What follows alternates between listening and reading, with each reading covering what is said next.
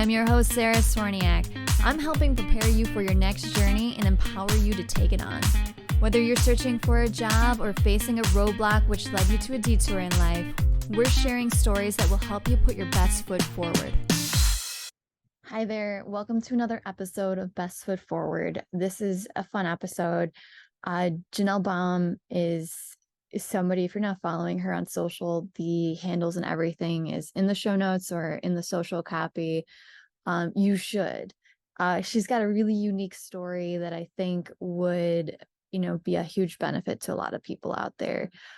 She started off part-time working in an orthodontic office, and she's got a background in education and in performance art. And she's combined something that is, a normal office environment with improv and parody comedy for social content. And I think it's a really cool story, and it really teaches you that no matter what kind of job you have, how straight and narrow, in the box, outside the box, you've got to make the most of your job, and there are ways to have fun at work. And from that, she's got her own thriving business and career. Everything's kind of morphed. I will let her tell her story. I think this is a really fun episode. So if you've been in the back of your mind thinking of creative, clever ways of how to go about your daily workday, or even branching off and doing your own thing, I think you're going to like Janelle's story. I think you're going to get a lot of good takeaways from it. Enjoy. So today, welcome to this episode of Best Foot Forward. We have the amazing Janelle Baum with us, who is known as the Ortho Influencer. Janelle, thanks for joining us. Thanks for thinking of me. I'm so honored. I feel like you've got such a unique story. I think a lot of people would be inspired by, especially to, with shifting career paths and maybe not realizing something that might be a hobby. I don't want to spoil too much just yet, but you've essentially taken something that you're really passionate about and have fun with, and made it your career. I don't know whether or not you expected that, so I'm going to let you, tell us a little about your story, but I want to do some housekeeping first. Okay. So Janelle and I are neighbors. And like literally I could maybe throw a ball if I was a good baseball thrower.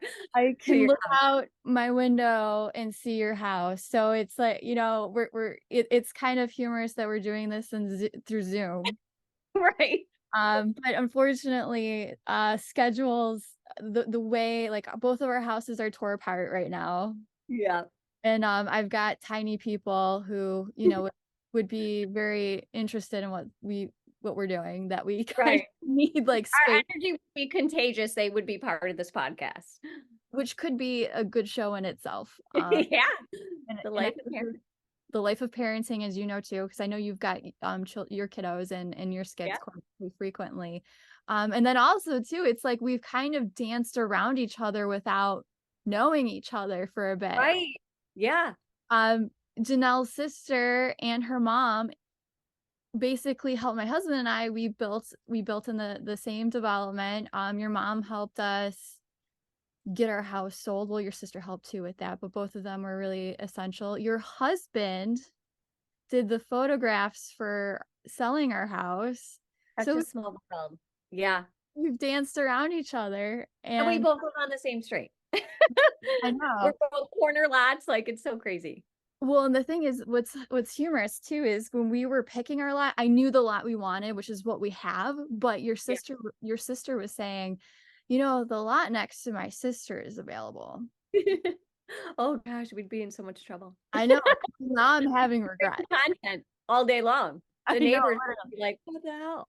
I know. We'd be like fun little 10-year-olds having a blast with creating content, but so now I know hindsight, I'm like, oh man, it's not the one on the corner that looks, because the one that's next to you on that corner, they actually modeled that house after ours. They came through it. No kidding. How cool. So it would have been the one on the other side of you. But yeah, so small world. That's Buffalo, New York for you, Western New York. So, but anyway, so why don't you tell our audience a little bit about you, and what you do for those that may not know you. Yeah, absolutely. So I have a Bachelor of Arts degree from Buffalo State College with a degree in stage design. Okay. And graduating college, I became what's called a prop master at Studio Arena. And it was a very successful job. And then they closed the doors. And that was during a time I got engaged. So I wasn't able, or I chose not to move out of Western New York. And so I stayed working as a prop master at local colleges and theaters and things like that. And then I realized it was a supplemental career. So for those that are in theater in Buffalo, that was back in like 2004. So don't be discouraged. Please work in the arts and theater. Everything has changed drastically, but back then it was a more of a supplemental career. So I then became a mom and was like a part-time stay-at-home mom. And just to get out of the house, my sister was a hygienist at a dental office, and I worked as a receptionist part-time. And then during that 7 years of working as a receptionist, I was like maybe 10 years of working as a receptionist. I got introduced to work at Askell Orthodontics. Never worked in the world of orthodontics. Figured, okay, it's probably like general dentistry, but some braces and whatnot. And filled in very part-time for a girl who was on maternity leave. She then never returned from maternity leave, and I was asked to stay there full-time and absolutely fell in love with the office.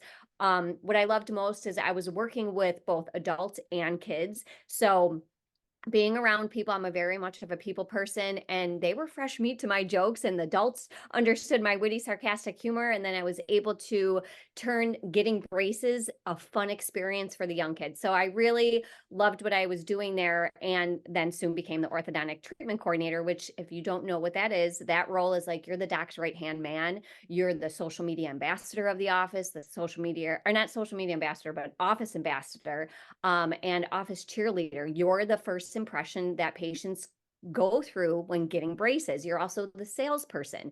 During that time, I did not know how to explain all these crazy robotic orthodontic appliances in a patient's mouth and was very intimidated by the job. I was also presenting $6,000 treatment fees when I was used to collecting a $15 copay at the front desk. So there was a lot. I was trained wonderfully by my Dr. Rob and the team, but I realized I was taught how to do the job, not how to enjoy the job. And that's what I feel like a lot of companies lack is, and employees are just, again, taught how to do the job, not how to enjoy it. So I went back to my old roots of having this theatrical background, and I was also a certified clown, which I'll get to in a moment. But I just turned these consults that felt very robotic into more of an experience. So I looked at every hour on the hour was an experience and a performance. So every consult, I devoted time and energy to edutaining, which is combining education and entertainment into these consults.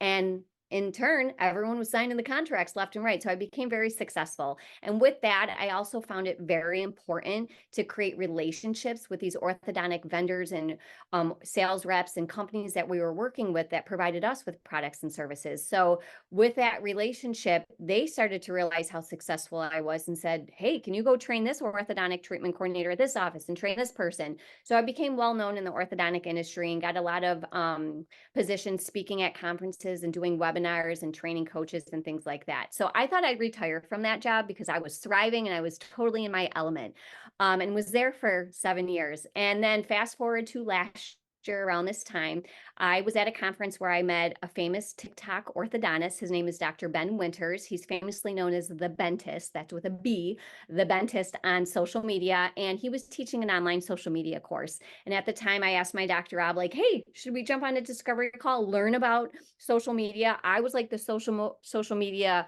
queen at Askell Orthodontics and really helped us grow. And I said, but let's learn from the best of the best. And at the time, my doctor was like, my hands are in too many pots and too many investments. You can take the course personally and apply it here if you'd like, whatever. So I jump on a discovery call with Ben, who's, again, a celebrity. So there I am playing low key starstruck. And at the end of the course, he tells me all about it. It's huge, valuable course. And he tells me the cost. And I'm like, okay, well, I'm not going to sign the contract today because I don't have that kind of cash flow. I said, I understand why this course is for orthodontists. They've got that cash flow. It's a pretty penny on what this course cost. And so I ended it with, what happens next? Your sales rep calls me until I get out of pending and sign on the dotted line.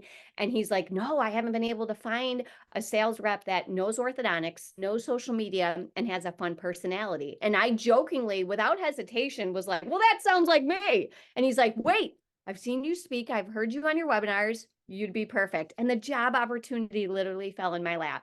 Crazy. So crazy. I mean, too, I think that speaks to not to derail you on your path, but like I think that should inspire people to not be afraid to put it, like, if that invite in a combo happens, Yeah. throw it Speak out your mind, man. Throw it out there. And I didn't even plan to throw it out there. I didn't plan for the call to end that way. So resigning from Askler Ortho was obviously bittersweet. And plus I was the jokester of the office. So when I went back to work on Monday, no one flinched when I told them I was working for the dentist, because they thought, okay, girl cried wolf, it's one of Janelle's jokes, but they quickly learned I wasn't joking. So I took this transition of going in from an office where I was high energy all day long, performing, edutaining people, kids, adults, you name it, feeling like I was on stage, to sitting in front of my desk now, working from home, being on sales meetings all day with just doctors, a whole new audience, no kids, no random adults that I know that are friends and family. It's now doctors. And I quickly learned I was bored. It was a fun job. I still do it. I'm still on the side. I still do it on the side, still successful at it, but it is not ingrained in me. My brain does not work to sit in front of a Zoom all day. So then from there, I'm like, I need a creative outlet. So I got back into, now that I had the time working from home, I got back into improv acting. So I'm an improv actor with Buffalo Comedy Collective. And then I brought back my clowning experience. So let's go back to 2004 when I attended clown college. It was offered at Niagara University. I'm like, well, how exciting is this? There's clown college offered at Niagara University. I applied. Soon after, the professor called me and said, I'm sorry, but we're going to have to refund you. Nobody applied for this course except you. And I'm Oh, like, what? They're like, so we have to cancel the course. But they said, we can homeschool you. And I'm like, homeschool clown college? Sign me up. So for like 12 weeks straight, every Tuesday, I drove all the way out to Niagara Falls. So those listening, it's like 45 minutes away from where we live in Lakeview. And I was taught the art of clowning. And it was all retired clowns teaching me the art of clowning in their home. And from there, I developed what was called back then Penny the Clown. And I did the whole white face makeup and performed at children's parties, but soon realized performing at children's parties, I was hired by all my friends and family. And I'd go to these parties, do balloon animals and stilt walking and magic tricks and things like that. But I realized I was the babysitter. While they were off getting drunk in the corner, I'm there entertaining their kids. And I was like, yeah, this isn't fun. So by accident, my sister, being a hygienist, hired me to surprise her boss, which was also my dentist at the time, to show up in disguise. Because again, I collect weird props and funny wigs and theatrical stuff like that. She's like, can you just come in and sing Dr. Gallo a birthday song? And I'm like, sure. So grabbed some props, a big loud horn, showed up at the dental office, sang him happy birthday in this fun, quirky kind of voice, and then left, kind of like an MTV's Punked, where you're like, what just happened? Am I on Candid Camera? And he called his wife and was like, did you hire a singing telegram clown to come to the office? And I'm like, wait, that's my thing. I'm going to become a singing telegram clown. So I didn't have the all white face makeup. I just had a cute little clown outfit, wig and glasses. And I would show up to any workplace. Corporate offices were the best, especially really stuffy ones, when you have a clown coming in and everyone's like, what is she doing? And I did that for a very successful 7 years, and then had kids, and being a pregnant clown was not a look I was going for, and takes you out of character. It just wasn't good. So yeah. now that I'm back at home and I've got the flexibility with the improv acting, that really is a great outlet for me, I started bringing back the clowning and just being like a professional jokester where people can hire me. I've got the disguise, I've got the stuff, and people can hire me to surprise people no matter what, for what celebration or things like that. So with all of that, the universe and multiple people were telling me, you need to start your own business. So I started the Janelle Baum LLC in September, and I'm doing business as the orthodontic influencers. That's my social media handle, and I'm very well known in the industry. So orthodontic companies and orthodontists can hire me for a slew of services. Well, that's great. That's great too. And I think with with that too, a lot of the content that you you're producing on your channels with the ortho influencer, the parody items are so hilarious because I mean everybody can relate to it who's had Right. braces, goes through that type of care. So what really inspired you to kind of start creating content with that in mind? Obviously you've got that background with your education with theater, Mhm. the creative mindset as well. I mean, I feel like it's so unique, a unique opportunity to really kind of educate and also entertain an audience. Yeah. So, I mean, what was the initial, like, this is something here that nobody is really doing. Right. And that's what I kept being told, like, no one's doing what you're doing. So I just keep putting myself out there. Taking the Bentis social media course, I learned some more tools on social media. So I learned what attracts the algorithm's attention and things like that. So those are the technical things. Right. But that's when I started my new social media accounts called the Ortho Influencer. I wasn't just promoting myself on my personal pages, Right. and I just watched it grow and blossom. I haven't gone viral. Some pieces have, but and the course teaches you how to go viral, but I've been successful just by being authentic and transparent and myself and grabbing people's attention and creating relationships. Social media is the two-way road. So just continuing to reach out and compliment people and get to know people and reach out to other content creators, things like that. But what I realized is in the office that I worked at, one of the things I couldn't stand was you spend an hour with a patient explaining like life with Invisalign, okay? Then they come back 6 weeks later and they get their Invisalign.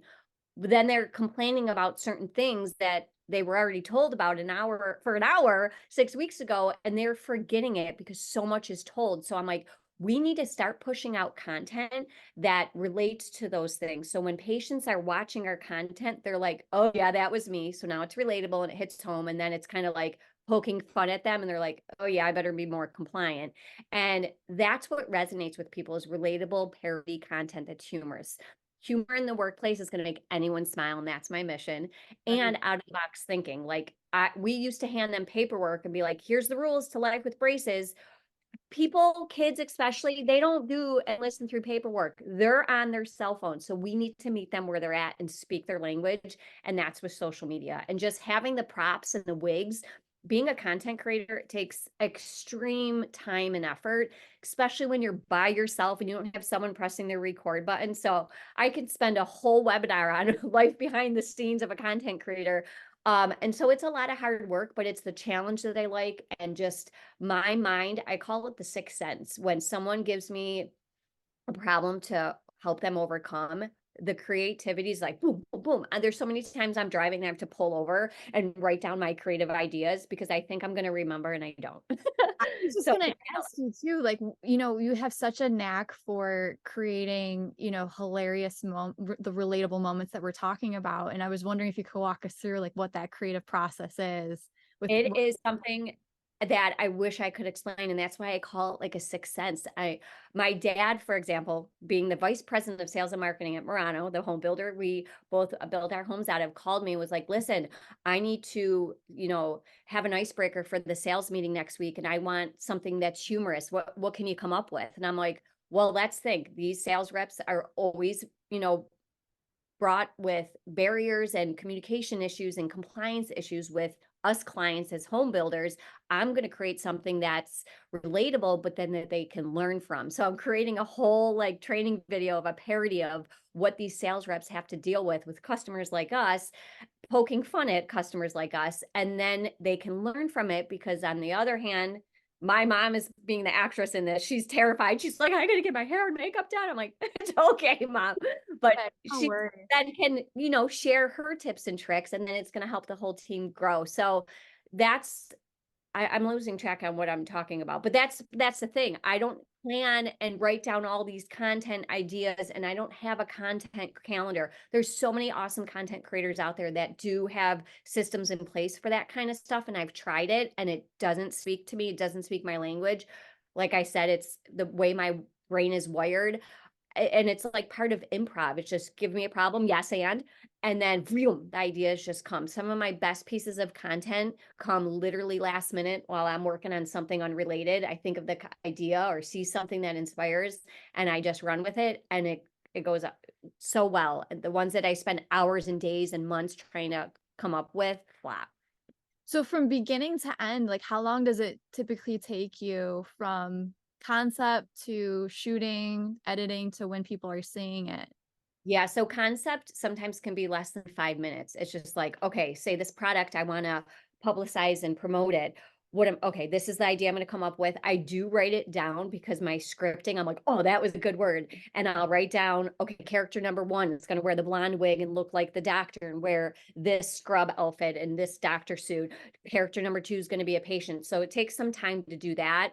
And I literally just write it on post-it notes everywhere. And then I have a little tripod. I set up the camera and it's got a little ring light. It was 20 bucks on Amazon. And I just use my iPhone to record all this and then put on a bunch of house lights and go to action. Now, I don't work in an orthodontic office, so I don't have means to an orthodontic chair. I have some orthodontic appliances that doctors have given to me or I found on eBay. And I use that and just, it's a lot. So a 15-second TikTok could take sometimes up to an hour because it's a lot of using the trending sound, pressing stop, looking to make sure the light's good. And then when you go to film all this, it's not till the end, you're editing the text that has to go on it. And sometimes I'll find my text is being blocked because I didn't give myself enough headspace on the top or the bottom. And then I got to re-record. So that's comes with experience Oh where yeah. you're like, okay, before I go press play, how's this? And again, I'm doing the frontward facing camera so I can see myself. It would be so grand if I had someone just there doing that. But half the time I ask people to videotape, we get to the end and they're like, oh, I never pressed the red button. Or they turn the camera on and I'm like, you can't have a landscape horizontal on a landscape TikTok, or they're like moving all around or they're sniffling. So I feel more content just filming it all myself, editing it all myself. And then the biggest thing I can teach any business owner is have all the social media platforms. So I personally have a TikTok, an Instagram, LinkedIn, and Facebook. And I primarily start all my content in TikTok and then I download it, remove the watermark. That's another huge tip and trick is if you're filming something in TikTok and you go to post it to all these other platforms, there's a tedious way to remove that watermark. And it's crucial because if you go to take that TikTok and you post it to Instagram and Instagram sees the TikTok watermark, the algorithms are not going to push out your content because they're fearful that the Instagram audience that's looking at your content is going to be like, oh, they're on TikTok. I want to go down the TikTok rabbit hole. They're going to jump off the Instagram platform and go on TikTok. Good And to know. yeah, same with vice versa. If you're filming in Instagram, you got to remove that watermark before you post it on TikTok. Now, there are some content creators that I see their content has gone viral on TikTok and the Instagram watermarks all over. Others I see and they have 1 to 2 views and it's probably because of that watermark. Wow. Yeah. That's I think good important information for content creators to Yeah. know. Yeah. I know sometimes too, like I'll just film it just on with iMovie Right. Yep. personally, and then just, that way you don't have to worry about it. And sometimes like time is a crunch and you gotta do Yeah. it here. But Yep. anyway, I mean, was there could you have ever imagined you'd be where you're at right now? Not in a million years. And it's funny because now that I've developed this LLC, it was terrifying. I mean, everyone and their mother was like, Janelle, you need to do this. You need to do this. I was getting hired by companies just through my social media relationships that I had with them, just through working in the world of orthodontics and how they saw my success within the office. And these people were hiring me without me having an LLC after my name, without me having a website, with just through social media. And yeah, I was successful doing that. But I once had a person, she's the developer of my website, tell me like, you might get an old fashioned doctor who hears about you and is like, well, let me look her up. What's her website? And you not have a website, that's a lost client because they might not know social media and not take you professionally. So developing the LLC was intimidating and just like making sure you're doing all the right things. And then you start to question yourself. And every day my brain doesn't turn off on new services I can do, or like, I don't know what QuickBooks and the bookkeeping and all that. Now I'm like, okay, now I really got to make sure I'm like doing this stuff. So there's a big learning curve that people don't see behind the scenes. And it comes with guilt. If there's a day where I'm not doing anything, I'm like, should I be working on the business? Should I?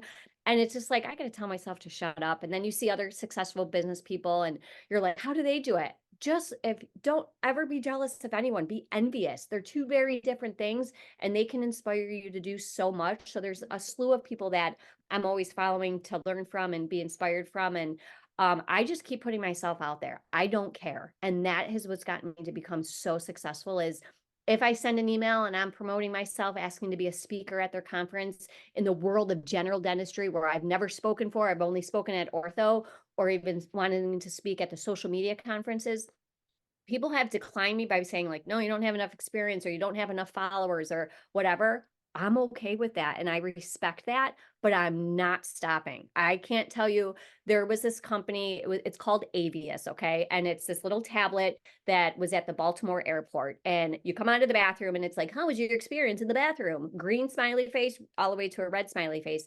And I went to go make a comment and I noticed the kid next to me was having fun doing it too. And his mom is helping him spell the word so he can write his compliment. And it dawned on me, I'm like, oh my God, these should be in an orthodontic office because so many orthodontic offices, it's just the adults that are writing Google reviews. They're not hearing from the kids. Kids don't naturally write, oh, I had a great day at the orthodontist today. And they're not helping the office grow and learn from their experience. And so I'm like, I'm going to reach out to them. So I emailed the CEO at Avius and told him who I was and was like, let's work together. How can we collaborate? I'll be happy to be an affiliate marketer or influencer if you have an influencer or affiliate marketing program. Well, he emailed me because he gets thousands of emails. I just met with him yesterday of people trying to sell him crap all day long. But then he saw my email. One of the things is I use emojis in my subject that don't look spammy. And I'm just like, this is one to open. And I just make it fun and witty. I try not to use chat GPT stuff and things that you only see on chat GPT because now it's blending in with everyone else. So try to stand out in that kind of area too. But I just introduced myself and was like, hey, I want to help orthodontic offices grow and succeed. So they're learning from young kids themselves and your product, looking at your website, you only go to attraction center or your industry serve attraction centers, airports, and retail.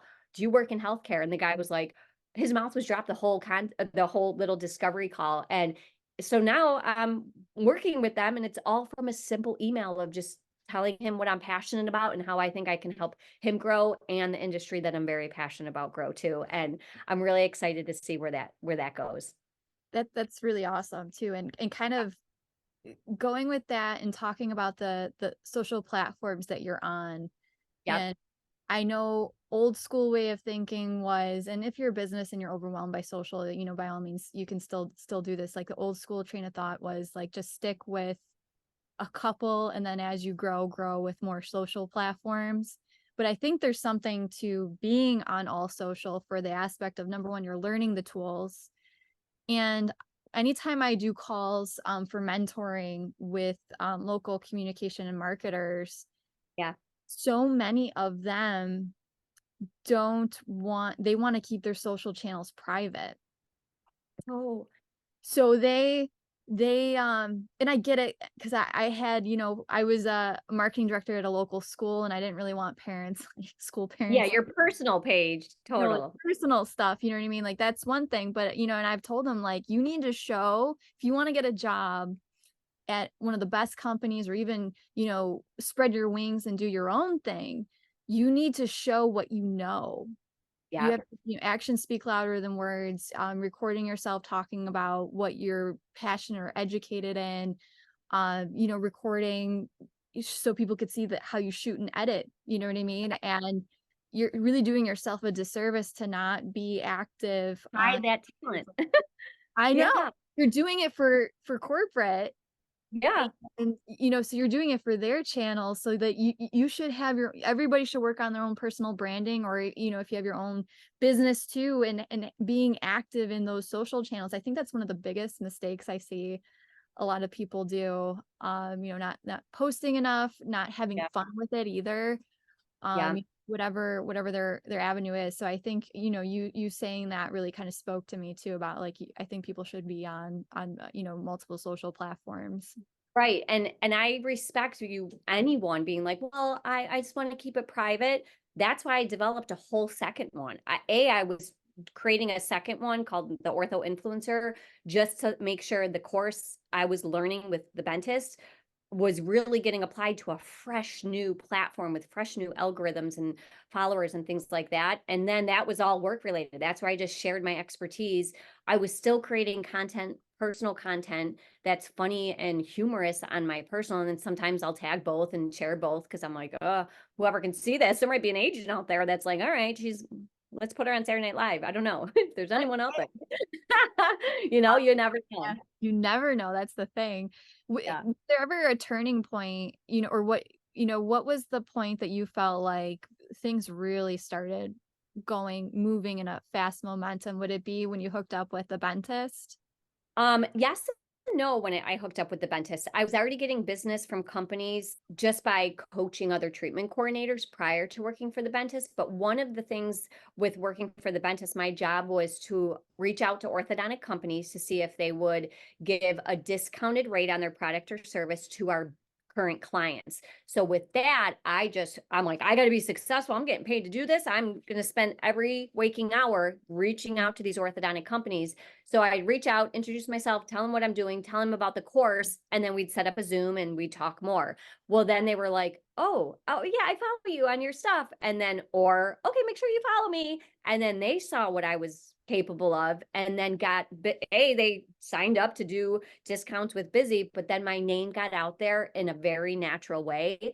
And I constantly stay up to date with watching webinars and going to conferences. And part of that, and can be used towards anything. If you're a teacher, a sales rep, whatever, if you're going to conferences and going and watching webinars, showcase that with a selfie or a reel or a picture, whatever, and highlight what it is you're learning and who you're learning from to help let everyone grow and give publicity to the companies that you're watching, learn from. It's showing your audience and prospective, companies out there that are looking to hire, you're investing your time and maybe money into better educating yourself and continuing to educate yourself. And it's helping promote these companies. So I had always done that while working as a treatment coordinator. I was obsessed with learning and staying on top of the latest technology and trends. And so anytime I would watch a webinar from an orthodontic company, you better believe I gave a little tidbit about it, tagged them, put it all over social media. And then other treatment coordinators were learning and being inspired by me, and other offices were inspired to do that. So that's another way that got my name out there. And then I realized how easy it is to just message a company and ask them for not a favor, but to do business. So when I was doing that with the discounted collaboration, when I started my LLC, I was like, okay, well, now I need clients. Well, I might as well put myself out there. And I wasn't comfortable like cold DMing, like, oh, your social media needs some help. Why don't you take the course? That was not my jam. Creating video content was my jam, finding ways to stand out and just constantly creating ads for myself is what got me business. So social media has been a main tool for me. And it's kind of amazing how organically that happened, because you hear Very, so many people say, well, you need to put budget towards boosting posts and all that stuff, but it's really, as long for, another piece of advice I always give people too in my calls is, as long as you're engaging with people, not yeah, just like, I'm just going to post on my stuff and it's, that's it. No, you need to engage with comments on your stuff, and seek out other people too, and comment and interact with their social, and share things. Like a lot of what you were saying earlier that you do, all of yeah, those really can kind of move things along in a really powerful, impactful way. very. So for a future focus, where do Yeah. you see your content evolving in maybe the next few years? Do you have any like specific platforms? I mean, obviously social media, after every so often you get a Yeah. new platform that bounces, Right. or any collaborations that you'd love to explore. Yeah, I would. Well, where I see myself is I would love to eventually host my own seminar or workshop and have it be where I've got these companies sponsoring me and setting up booths. Like that's a big, grand idea that I would love to do. It's going to take a lot of time, planning, and investment, money, you name it. So that's on my future radar. As far as like social media platforms, people keep telling me I'm worth so much. I have so much knowledge up here. I need to start posting on YouTube and things like that. Now I'm a one-man show. And so that just the content creation, still working for Ben and creating my own business and then doing projects, like I can't stretch myself thin. It's a crawl, walk, run type of process that's eventually going to get me there. Is YouTube something I'm going to eventually start doing long form content on? Probably. I want it to be humorous. I don't want it to be like, and then what you're going to do next, friends, is like, I can't just be the talking head. It's going to be theatrical some way, but that comes with a lot of time commitment and editing it and having sound effects and text. Like, you need to keep viewers entertained every 3 seconds. You should be shifting the frame. I don't have the manpower to do that for a 10-minute educational video and then go through and edit it all. Eventually maybe I'll make enough money where I can hire an editor to do that. So that's on my long-term goal. But to help get me there, I am now investing a lot of time and energy into creating training videos, and those will be available on my soon to becoming website, and people can just go through all the different subjects that I educate people on and watch them. It's mostly for the orthodontic industry, obviously, but that's still taking a lot of time and effort. But I'm like, nope, if I can do that huge project and edit it all and put it out there and learn the e-commerce way of doing things, I eventually might get on YouTube.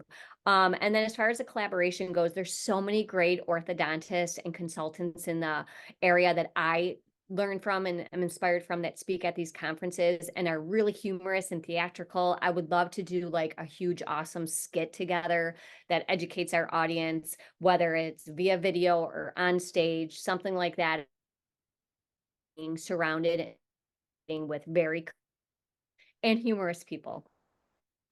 Who's ever out there that's like, oh yeah, I got a funny bone, call me. That sounds awesome. Yeah. So you've built it's a really successful and growing career from this passion and creativity. What advice would you give aspiring content creators who might just be starting out or might be in a rut trying to find their way? Find their way. It's funny because I've been doing TikToks way before TikTok was the thing. My mom just showed me a bunch of videos that she converted from VHS to CD-ROM on, and now I think it's on a flash drive, of these music videos. My friends in 8th grade and even before that were creating these music videos and commercials. I was doing parodies back then, didn't even realize what I was doing. I was just creating infomercials that were humorous. And that's always resonated with me, and it's things that I'm so passionate about. And I keep forgetting, like when I'm stressed and I'm like, okay, the first thing I turn to is like, what makes me happy? Okay, creating something and being creative, and hopefully it will stick with someone that's funny and stuff like that. So I right away go to anything that's content creation related, and social media is the tool to do that. And if you're stuck in a rut and you're just like, I don't know how to brand myself, and just like write those things down, ask your friends if you can explain me in one word. Those words, something in there might stick, and you're like, that's the angle I'm going with. Go back to your old roots, go back to your old photos. What are you known for? What do you feel comfortable doing? There's a lot of people out there that have really great services and products, but they're camera shy. I'm not expecting anyone to be like, oh, stop, just get in front of the camera. What's crazy is some of these girls tell me, I'm camera shy, I can't do a video. But then I go on their social media and there they are taking a selfie with their Starbucks. I'm more uncomfortable taking a normal selfie than I am creating something off the wall creative video. So it's funny how I can't do a selfie, but they can, and they're the ones telling me they're shy. So you can always put yourself in disguise, put a filter on your face. Don't get too obnoxious, but make it like a pretty filter, but something that covers your eyes. So when you're watching it, like sunglasses, putting on a wig, using your prop of a product that you're using and doing a voiceover and having fun with onlays and text and things like that, you can promote yourself in a creative way and get people's attention. If it's just not you in the video, there's other creative ways to do that. So hopefully that will inspire some people. Or you can just hire me and I'll create the content for you. There's always that. That's always, honestly too, I would recommend that for people. If you don't know where to start, if especially there's so many people out there yourself. If people need help with figuring out their brand, finding themselves, there's so many options out there that at least could help give people a foundation. Yeah. And what helped push me to like creating more services and a website and all that was my husband is a photographer. I could have easily used him and saved a lot of money, but I'm like, I'm gonna go out there, find someone who's really well at finding that person's inner spirit and showcasing that through the camera, just someone different. And I stepped outside my comfort zone, found a great photographer. She did a series of headshots. And then the work that she showed me, I was like, and I put that out there and it just like, so taking a little step like that and investing some time and money into doing a photo shoot might give you an experience of like, okay, I got this now. I got someone to tell my story through my photos. And yeah. That's key. Again, another thing I always recommend people on calls that they don't do, get professional headshots done Yep. and then have a website. I mean, when you think about if you can find your name URL, great. If you want to do it like as a solo or like what what you're doing with specific branded business, but Yeah. having a website to showcase who you are, what services you offer, having blog content as well, showcasing your knowledge or a video library. I think those go so far with trying to help brand, personal branding perspective, business as well. Those are huge steps that I think everybody should take, especially in the field of marketing, communications, content creation, all that stuff. Yeah. So some final thoughts. What's the most important thing you've learned through this incredible journey that you've had? Is being myself and putting myself out there was the most vulnerable thing that I never thought I would do. And it's not slowing me down. I'm seeing the success it brings and just being yourself and being authentic. Like I work with doctors all the time and I'm like, okay, you got to create this video. And they're like, yeah, but I'm camera shy. Then let's be authentic and be real and create an intro video of you creating a bunch of bloopers of trying to talk in front of the camera. And then we're going to end it and send it off to the new patient and say, hey, this was supposed to be a video of me introducing myself, but guess what? I'm camera shy. I can straighten your teeth like a pro. I can't talk in the camera like a pro. We look forward to meeting you there. And just taking people's like weaknesses and turning them into strengths by putting it out there and being authentic. I can't stress that enough because it works. There's so many things that I'm not good at. I laugh all the time, and when I speak at conferences in front of thousands of doctors and stuff, I sometimes like, guys, listen, I don't have the best grammar and I make up words, but I'm going to confidently deliver that made up word to the point where you're going to question yourself and be like, have I been pronouncing that word wrong and that meaning wrong the whole time? But I'm going to take my weakness and I'm going to exploit it. And that's what's going to make me feel comfortable. And that's what I've learned that makes me do the best at my job. When I try to act like someone I'm not, or I try to act like somebody else, epic fail. I feel way more comfortable just being my true self. So if someone out there is dyslexic and they're like, no, I can't do it, put it out there. Showcase that you've got this disability or whatever it is and put it out there. I remember when I got my wisdom teeth pulled, I was swollen and green, my face, like the blood pooled and turned my face green. And I was so embarrassed to go out in the public. And when I would, they would give me this weird look and then look at my boyfriend, which is now my husband, and be like, oh, and then my husband made a big pin with my obnoxious face on the tooth-shaped pin. And it said, stop staring, I got my wisdom teeth pulled. And having that badge of honor and walking around, people would give me a dirty look at the pin, kind of head nod. Then they turned and walked away. But I felt so confident just putting that out there. So if there's anything you're like, I'm not confident in this, who cares? No one is perfect out there. And people want to know that we're human and you relate to people. And that's what works for me. Just doing speaking engagements, I think it's so easy to, number one, anxiety is a survival Yeah. skill that is necessary, right? Job Sarah saying that. Yep.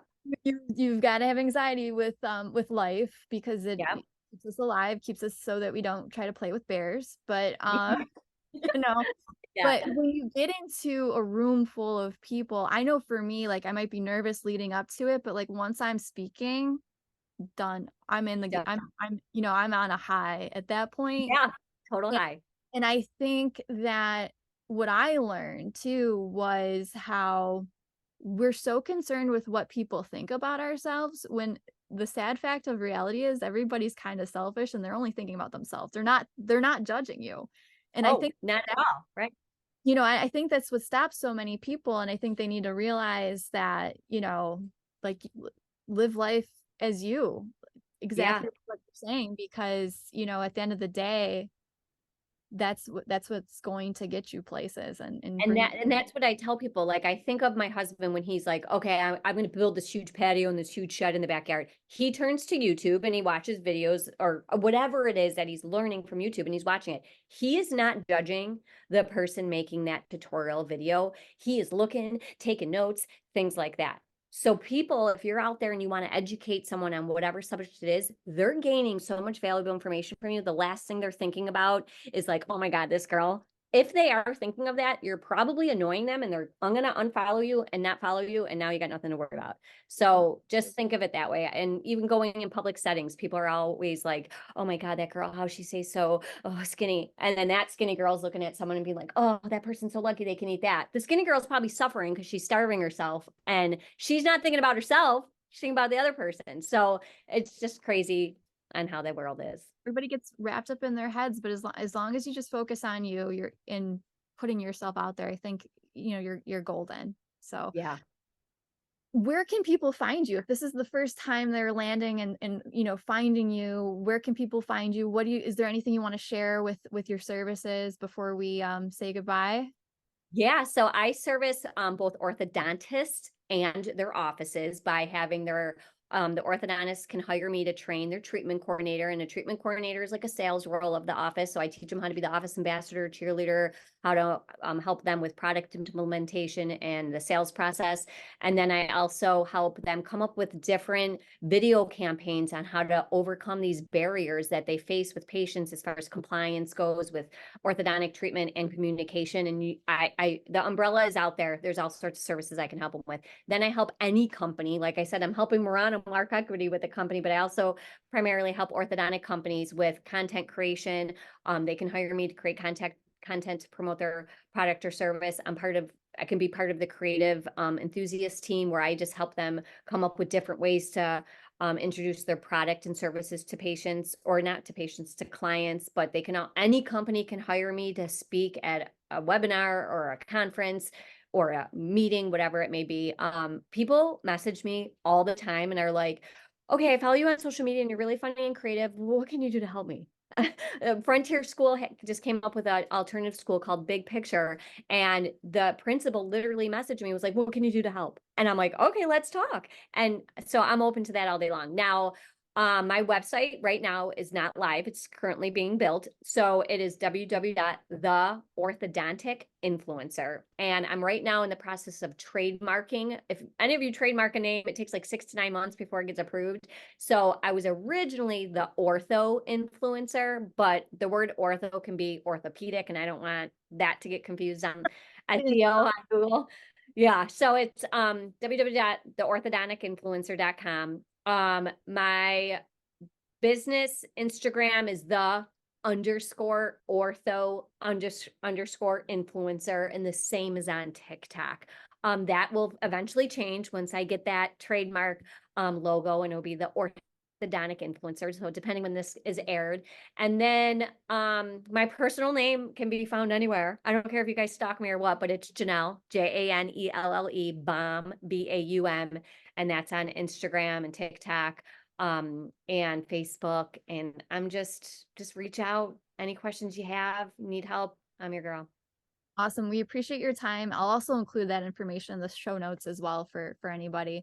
But appreciate your time, Janelle.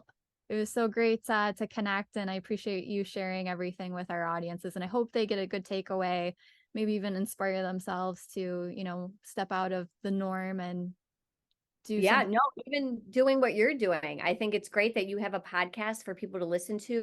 Not everyone has time to sit and watch, like, say, a YouTube video and things like that, but to sit in a car, go for a walk, listen to Sarah's podcast. What you're doing is awesome. There's so many creative people out there. So keep doing what you're doing. I'm sure you had to step outside your comfort zone to do a podcast. It was a learning curve, I could imagine. So hopefully you're inspiration to others as well. I appreciate that, Janelle. Take care. Thank you. Bye, guys. If you like this episode, like, subscribe, and hit notifications.